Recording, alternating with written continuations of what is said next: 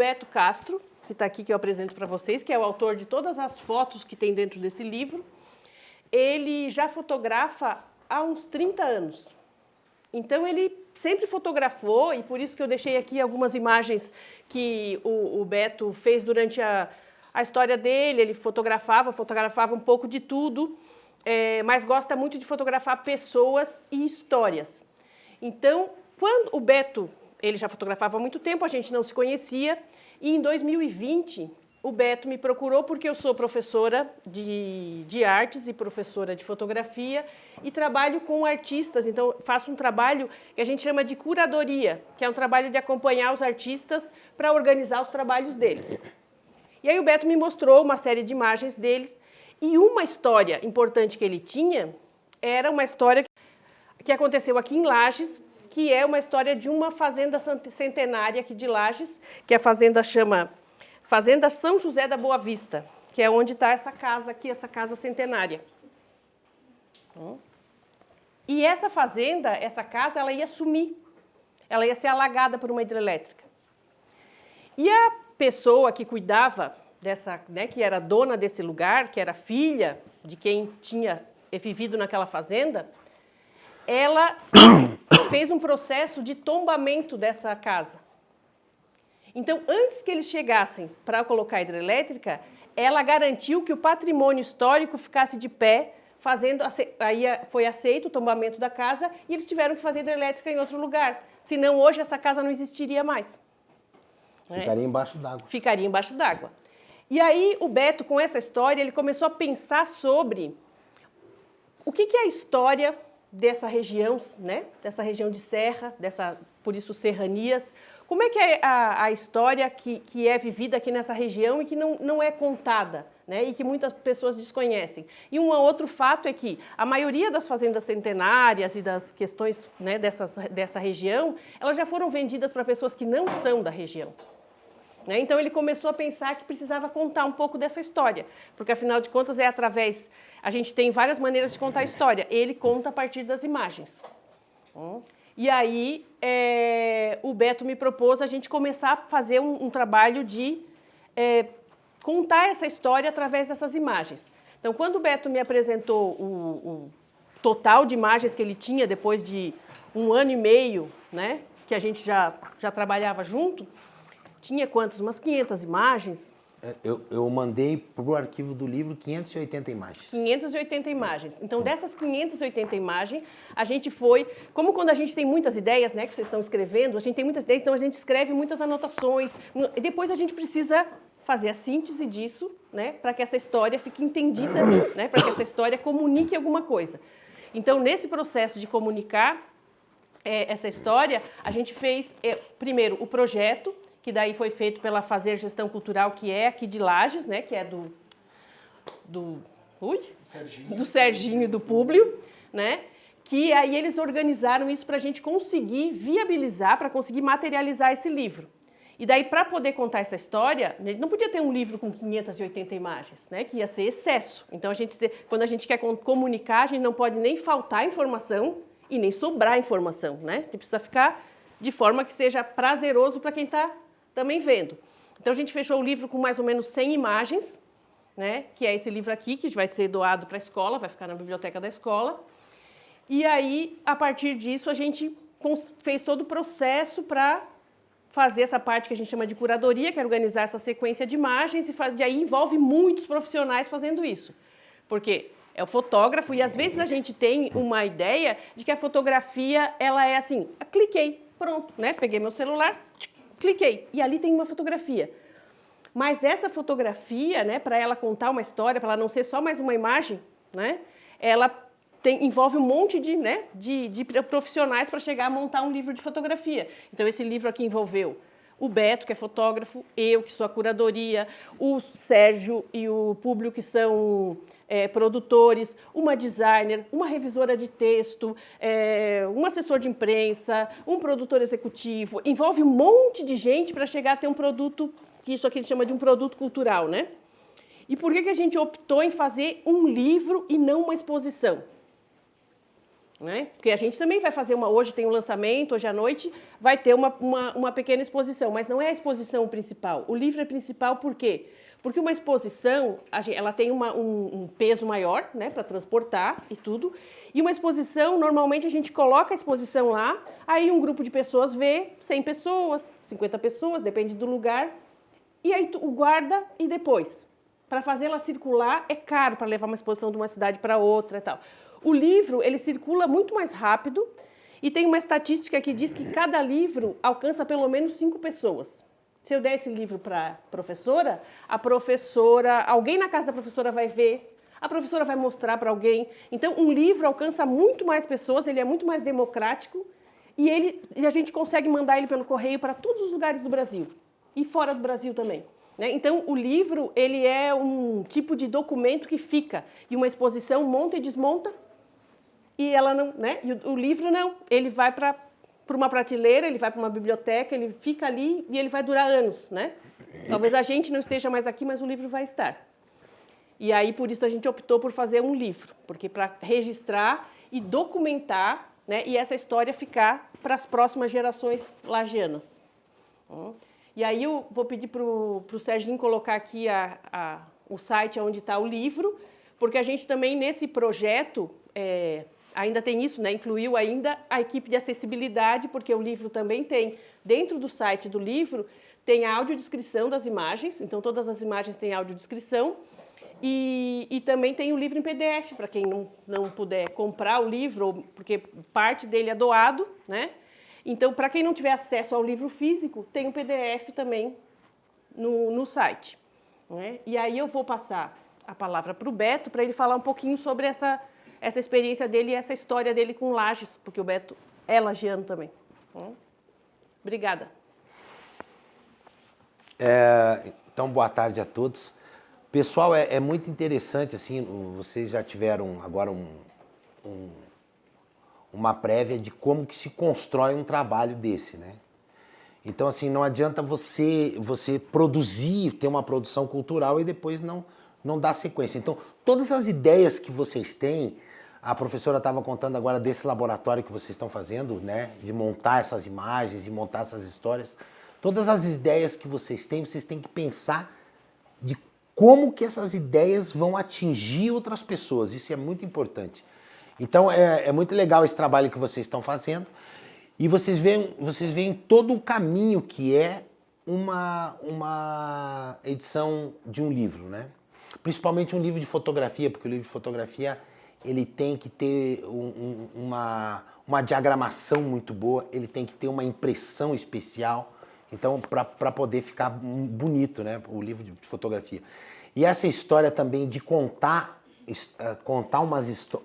uma história com imagens, é interessante que alguém, uma curadoria, faça, vamos dizer assim, uma sequência dessas imagens de forma ordenada, né, de forma interessante para as pessoas ir vendo. Depois vocês vão olhar o livro, vocês veem que tem umas partes que são brancas, outras partes que são... Daqui a pouco tem uma página em branco, daqui a pouco tem uma foto maior, uma foto menor. Tudo isso é para criar uma dinâmica e uma sensação para quem está olhando o livro. Tudo isso é pensado, né? Se a gente for comparar com a linguagem escrita, é como se fosse as vírgulas, as pausas, Exatamente. a mudança de parágrafo. Então, você precisa, às vezes, ter uns respiros entre uma imagem e outra, né? Para você fazer essa passagem na comunicação visual, né? Então, vocês vejam, eu sou fotógrafo. Não é o suficiente eu ser fotógrafo para eu ter um livro. Eu tenho que ter o apoio de todas essas pessoas. Então, é um trabalho múltiplo, né? Tem várias pessoas que estão trabalhando nisso. Então, o que aconteceu comigo? Eu aprendi a fotografar mais ou menos em 1994.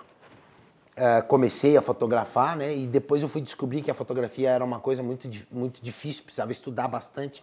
Então eu acabei trilhando esse caminho, fazendo alguns cursos aqui, fora do Brasil também.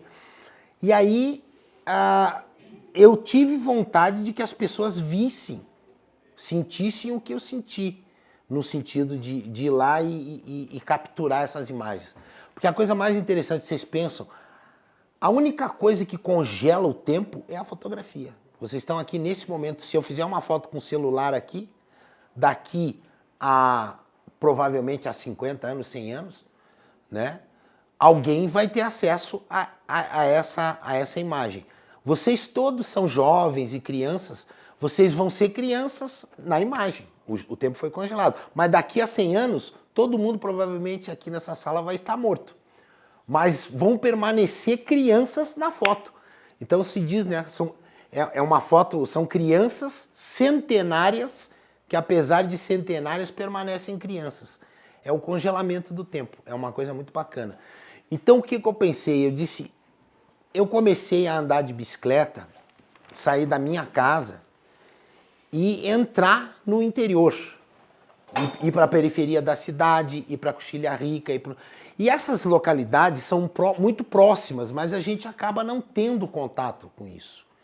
E eu comecei a descobrir que lá tem fazendas do tempo do Império, tem casas maravilhosas, as pessoas são receptivas, o modo de vida delas é um modo completamente diferente do meu modo, ou do modo, talvez, de vocês, né? Talvez a gente tenha um parente que mora no sítio, ou a gente mesmo mora no sítio.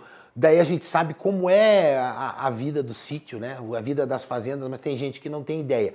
E o meu pai e a minha mãe sempre trabalharam na cidade. Eu não tinha essa ideia dessa riqueza cultural que existia ali, bem pertinho da minha casa, né? Então eu peguei uma câmera e comecei a fotografar. E uma bicicleta, né? Uma bicicleta. E uma bicicleta. E comecei a fotografar, né? Então, aí que surgiu todas essas histórias, essas ideias. E aí a fotografia é uma coisa bacana, porque quando você tem vontade de congelar o tempo, você passa isso para as pessoas se engajam com você, acham interessante e começam a fazer amizade, começam a abrir a sua vida para você, começam a permitir que você fotografe elas.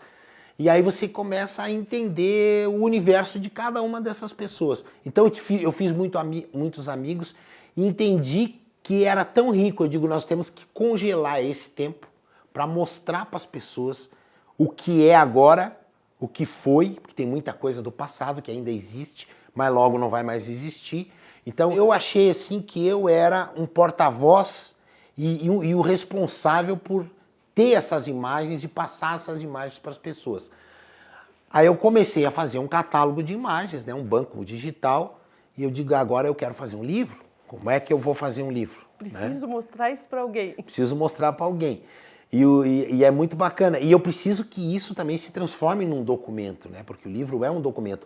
Esse trabalho que vocês estão fazendo, todo o trabalho artístico que vocês fazem, que vocês podem materializar, seja em vídeo, seja... Tudo isso se transforma num documento cultural, num documento histórico, né?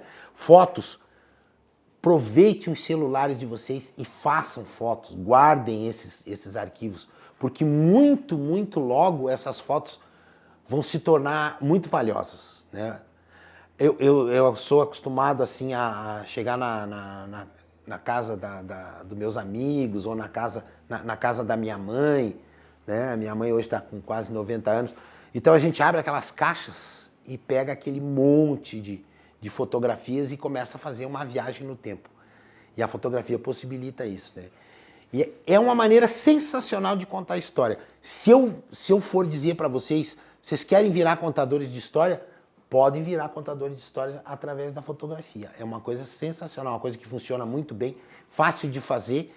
E com o tempo você vai aprender a fazer a tal da narrativa, juntar essas fotografias e fazer uma coisa que faça sentido, que passe essa informação histórica e essa informação para as pessoas que estão com o teu material na mão. O importante é a gente se juntar, ter uma ideia, fazer, organizar, colocar isso de uma maneira que possa ser acessível aos outros.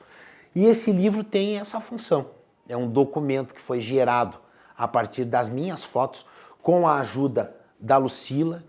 Depois eu tinha uma vontade muito grande de fazer esse livro, mas a gente vai pesquisar e ver que o livro precisa ter aquela cara profissional, aquela cara que possa passar a imagem.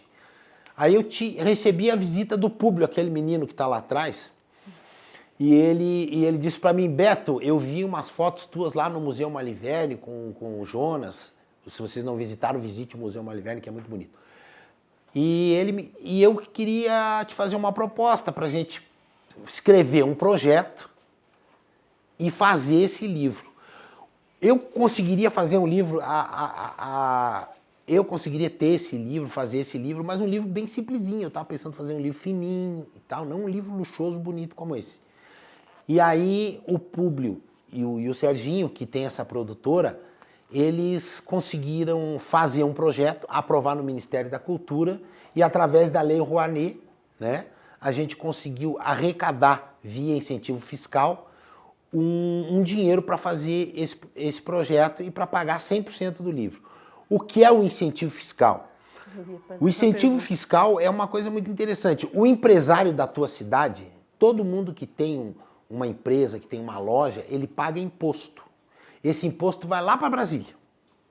E a possibilidade que nós temos é de pegar esse dinheiro, uma parte desse dinheiro, 4%, né? E aplicar num projeto local para que a gente possa fazer um benefício local. Eu estou trabalhando num projeto local, falando da minha cidade, da minha região, e estou dividindo isso e colocando à disposição das pessoas que moram na minha cidade. Vocês que são os serranos, que têm interesse nessa história toda, né? Que é a história de vocês. A minha história e a história de vocês.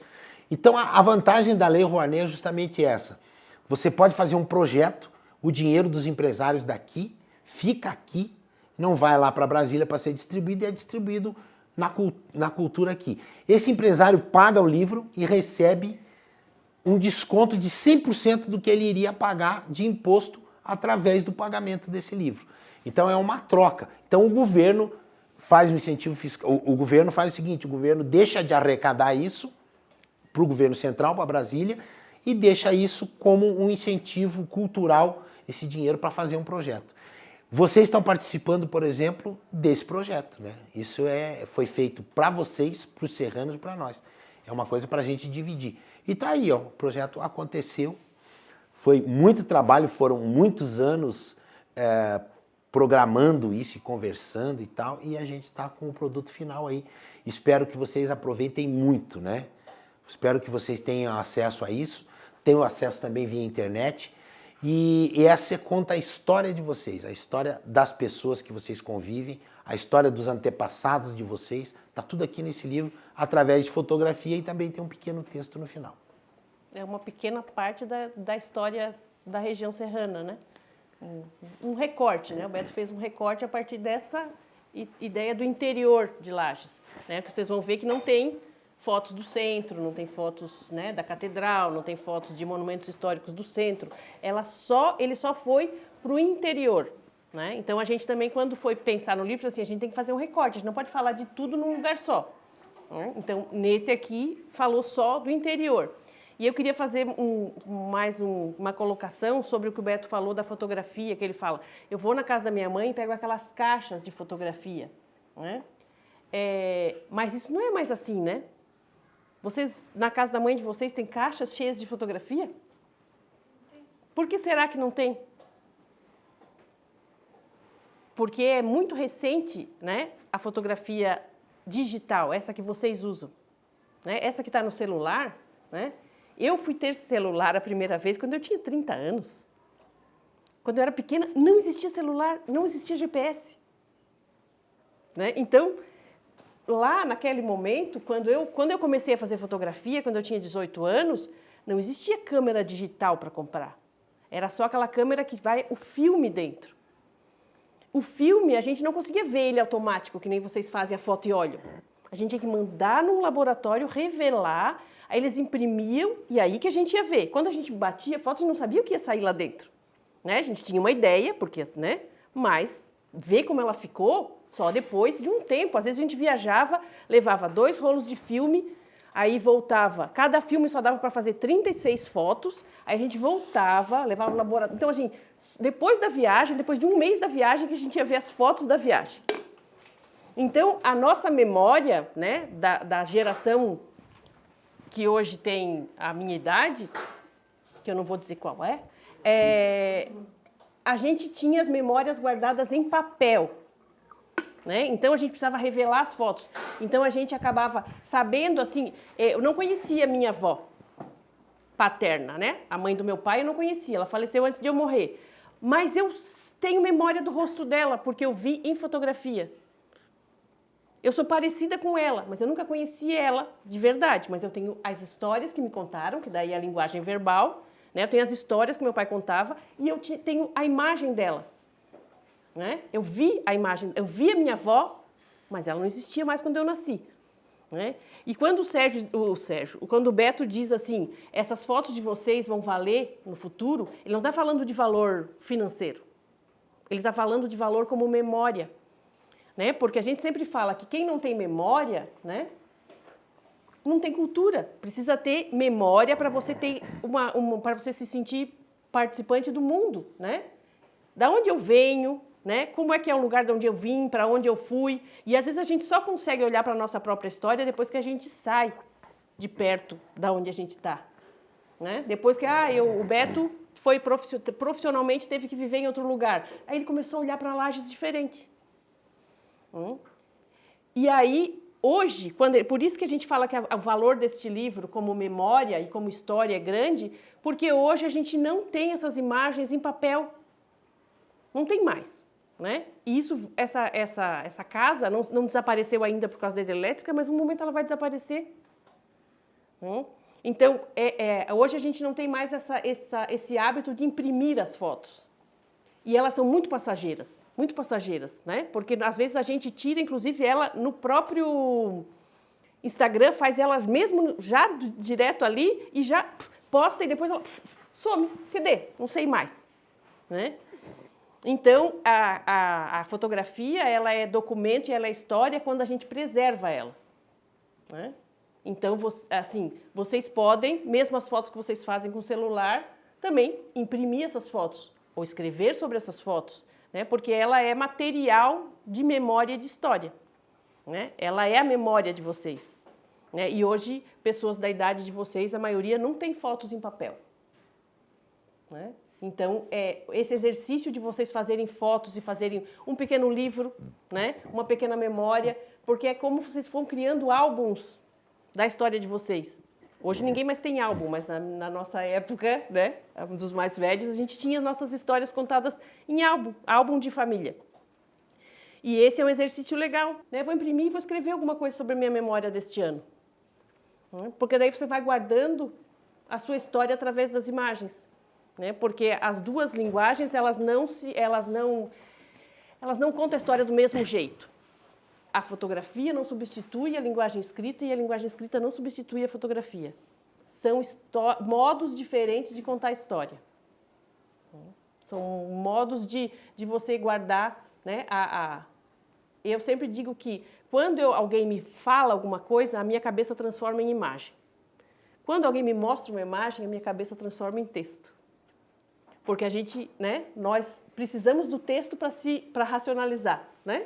Eu preciso do texto para entender. Então, quando eu mostro a casa, mostro uma foto daqui, eu vou ler, eu vou transformar isso em linguagem. Né? Eu vou transformar isso. O que tem aqui? É uma paisagem. Parece uma paisagem lá de Lages. Tem o quê? Aí minha cabeça vai transformando isso em palavras. E quando alguém me conta uma história em palavras, a minha cabeça vai fazendo a imagem. Né? Então, são formas diferentes. Uma não substitui a outra e uma não é melhor que a outra. Né? O que acontece é que, na maioria das vezes, a nossa sociedade preza mais pela linguagem verbal e aí a gente vai abandonando a linguagem visual, a gente vai abandonando a fotografia, o desenho, né? E a gente pode ter uma memória muito mais rica se a gente conjugar todas essas linguagens juntas. Beto, vamos abrir para umas perguntas? Sim.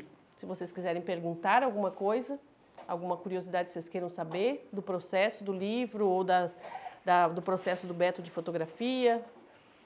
E no livro, a gente foi tentando construir essa história. Lá no começo, não sei se vocês viram, tem imagens mais abertas, de paisagens mais abertas, e tem algumas das bicicletas e alguma que é para intercalar essa história de quem era o fotógrafo, que sai de bicicleta pela região, né? E um pouco assim dessa paisagem mais ampla. E a gente vai diminuindo a paisagem e vai entrando nos lugares, né? A paisagem vai chegando mais perto, a gente mostra algumas construções. Aí a gente chega na casa, que é o momento que a gente está aqui. E aí, com o passar do livro, a gente chega nessa fazenda centenária, que é um marco, E aí, aqui a gente vai entrando. E lá no final do livro a gente vai ter mais os objetos de dentro da casa. Né? Então a gente tentou contar essa história do amplo, né, da paisagem ampla, e se aproximando e entrando para dentro dos lugares, mostrando um pouco, também fez uma relação entre os trabalhadores. Essa imagem para mim ela é muito importante, porque essas pessoas não são daqui, vieram do Ceará e são trabalhadores aqui da região. E aí a gente também fez uma separação, pode passar. A gente fez tentou deixar claro no livro que existe uma separação entre quem são os trabalhadores e quem são os donos da propriedade. Né? Então tem o peão e fica claro que existe também uma questão de classe ali, né? Que tem uma questão de uma divisão, né? Quase sempre não muito justa, mas existe isso. A gente tentou deixar claro também, não misturar como se a gente criasse a fantasia de que é tudo igual, tudo lindo, tudo harmonioso. Não, a gente tentou deixar claro quem é o trabalhador e quem é, né, o dono da propriedade. E esse trabalhador veio do norte? Aquela família, sim. Então aquela rede deve ser deles. Né? Exatamente, a rede é da casa deles. Então ali aparece a casa deles, aí a gente volta para a paisagem ampla e depois a gente entra na casa da Fazenda Centenária. Isso aqui já faz parte da Fazenda Centenária, essa imagem aqui. E até também no imaginário de quem é fora de Lages, porque eu não sou daqui, né? Hoje eu sou de Joinville, mas moro em Florianópolis. E a gente quando fala, assim, quando as pessoas falam assim, uma fazenda centenária, imagina uma casa gigante, né? Um palacete. Não, não é. É uma casa de madeira, né? É uma outra relação de fazer. Essa é a casa da fazenda. Que é muito diferente daquelas casas de fazenda que a gente vê na novela. Né? E eu li também, assim, o livro, ele, no caso, ele faz a gente voltar no tempo. Vendo as imagens ali, eu relembrei, porque hoje em dia meu pai e minha mãe já são falecidos, mas eu relembrei, assim, de coisas, assim, que tinham apagado da minha memória e que hoje eu revivi na época que a gente ia para o sítio, né? As imagens parecidas, então faz a gente voltar na história da Porque vida tá da na tua gente. memória visual. Porque tá na minha... Só que eu não vivi nesse lugar, mas ainda assim o livro me traz uma ideia de passado. Só que é um passado que está presente, essas fotos foram feitas agora. Então parece que a gente está voltando no tempo, está entrando num túnel do tempo, voltando para o passado da região, mas essas casas estão... Isso aqui é de agora? Né? Isso não é do passado. Então, na verdade, esse passado, ele convive com o contemporâneo, só que o contemporâneo, no atual contemporâneo, né? O contemporâneo ele é feito de imagens que são todas padronizadas, porque a gente vê muita imagem padronizada na internet, a gente vê muita imagem padronizada no Instagram, e daí parece que isso aqui não existe. Mas existe, está ali. Né? Então, o passado não é tão passado assim, ele está ali, né? Essas pessoas estão ali. Elas ainda trabalham assim. Né? Elas ainda fazem, ainda carneiam o porco, elas ainda fazem o vinho, elas ainda, né, ainda colhem a maçã. A maçã não está só no saquinho do supermercado, né? Porque se vai para uma cidade grande, as crianças pensam que galinha não existe, que só existe aquela na embalada. Só que não. Alguém, claro, alguém teve que produzir, né? Alguém teve que fazer, alguém teve que plantar, alguém teve que colher. Né? E isso também está bastante presente no livro do Beto. Uma pergunta, fez Coxilha e Cerrito? Não, aí tem fotos de toda a região serrana. Painel, São Joaquim, Bom Jardim, Anita Garibaldi, né? A região inteira. Alguns municípios a gente não conseguiu ir, evidentemente, né? Oi? Aqui, ó. No final do livro tem um índice de imagens.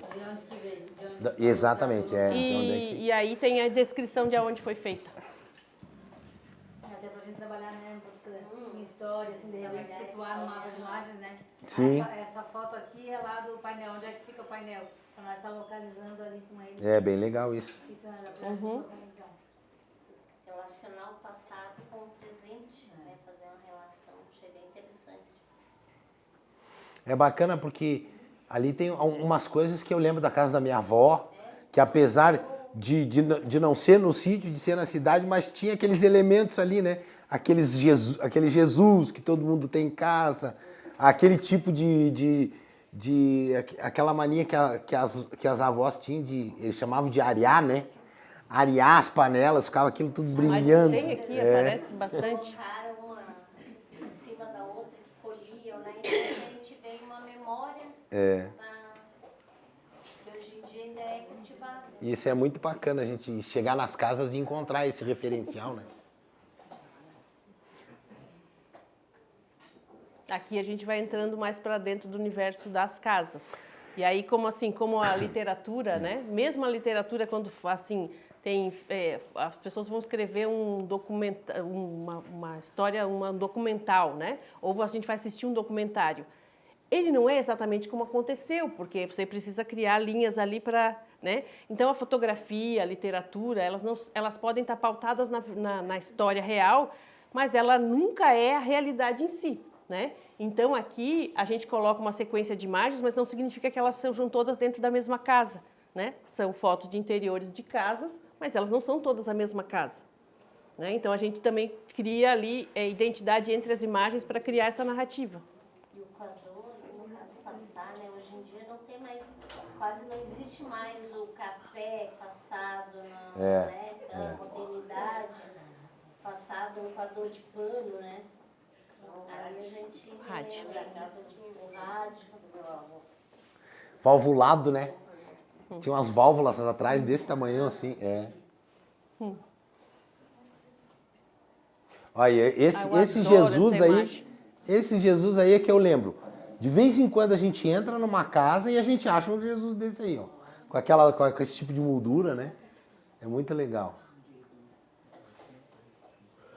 Ó, o costume que as pessoas tinham de lavar, colocar no quarto, né? Então já saía do quarto com o rosto lavado e tal, porque Deus o livre você sair do quarto. Não tinha também, né? Não tinha banheiro com pia. Aí já levava aquela aguinha para lavar o rosto e já sair bem bonitinho do quarto, para tomar café.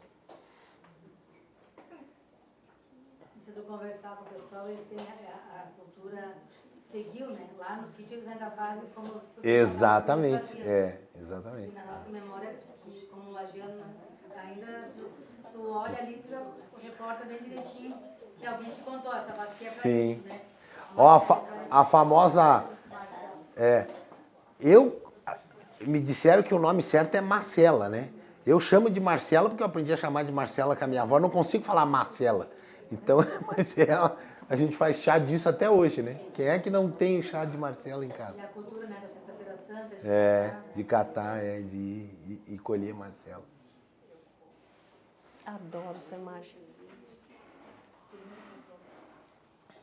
A gente tentou pegar também um pouco, assim, quando a gente conversou e foi vendo as imagens, né? Vendo, assim, o que era a paisagem, o que era a construção, o que era a arquitetura, o que era a religiosidade, o quanto ela era importante para as pessoas, né, da região, né? O que era a criação de gado, o que era, a gente coloca ali um pouco a plantação da maçã, né? Então, tentar abarcar um pouquinho de tudo. Claro que um livro não dá conta de toda a história, mas faz alguns Eu queria falar um detalhe sobre essa foto. Eu comecei a me empolgar com essa coisa de bicicleta, né? Sair de bicicleta. Então eu observava que nos meses, a partir de junho, julho, o céu ficava assim, ó, lindíssimo. O pôr do sol era absurdamente lindo. Isso aí, para vocês terem uma ideia, não tem tratamento nenhum. É a cor do céu exatamente como está aí.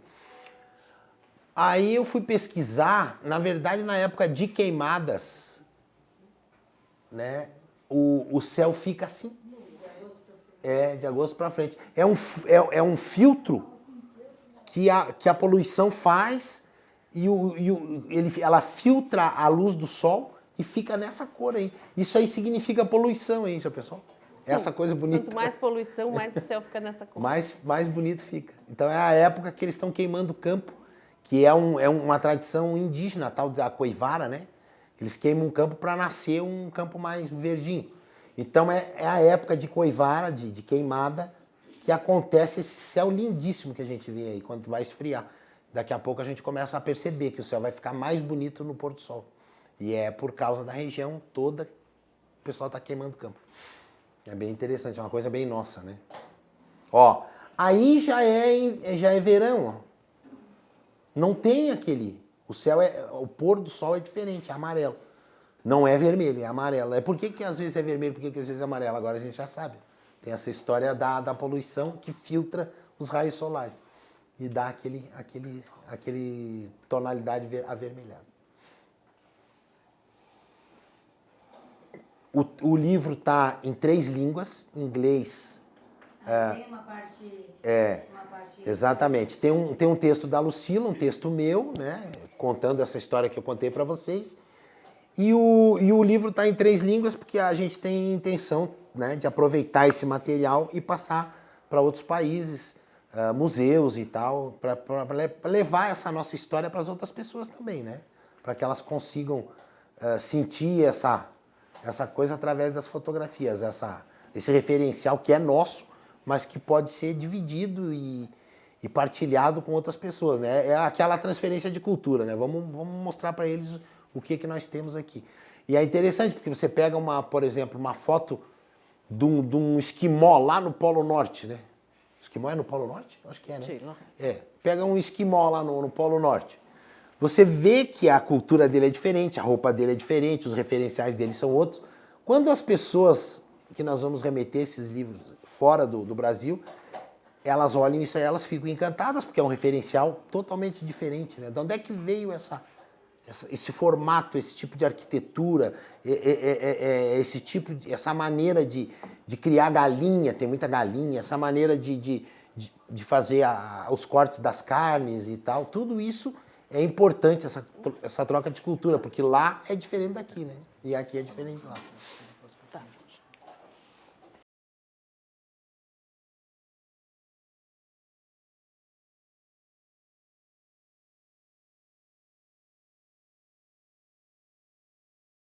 Aí, gremista, você aí não vai falar nada? Não, Davi.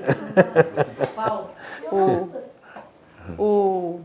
O Sérgio quer também passar a palavra para o Sérgio para ele também fazer uma fala. Então, boa tarde a todos, né?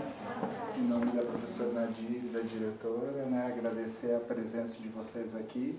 Essa é uma ação que integra o projeto, então é uma contrapartida social que o Ministério da Cultura vem incentivando para que as ações dos projetos tenham ações educativas, né? Então, esse momento foi pensado justamente para reunir o fotógrafo, o artista, a curadora, né, que teve esse olhar e que fizeram, né, essa construção desse produto cultural que a Lucila, né, aqui destacou com a questão do presença.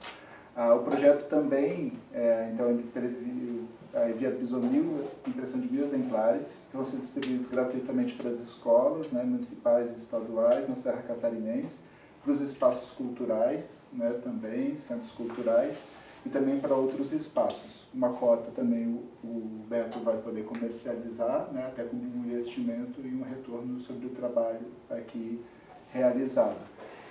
No site, né, vocês depois puderem entrar, vocês vão poder ver o livro digital, como estava aqui. Tem medidas de acessibilidade, eu queria só mostrar uma, só para ver se tem alguém curioso aqui. Alguém me ajuda a escolher uma foto, que seria uma audiodescrição. Alguém aponta uma foto aqui e gostou, para a gente escutar ela, como é que ficou com o trabalho. Qual aí? Escolhe uma aí. Qual, Carlos? Qual, Carlos? 14, vamos lá. Vamos lá, 14 lá.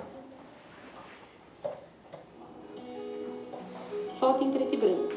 Sobre uma toalha branca bordada com pequenas flores e ramo de trigo, em uma base retangular estreita, 3 imagens sacras. No centro, Nossa Senhora, à esquerda, Santo Antônio, e à direita, a maior das 3, de São Sebastião. Nossa Senhora usa véu e túnica brancos, com um manto de cor clara. Ela segura no colo o menino Jesus.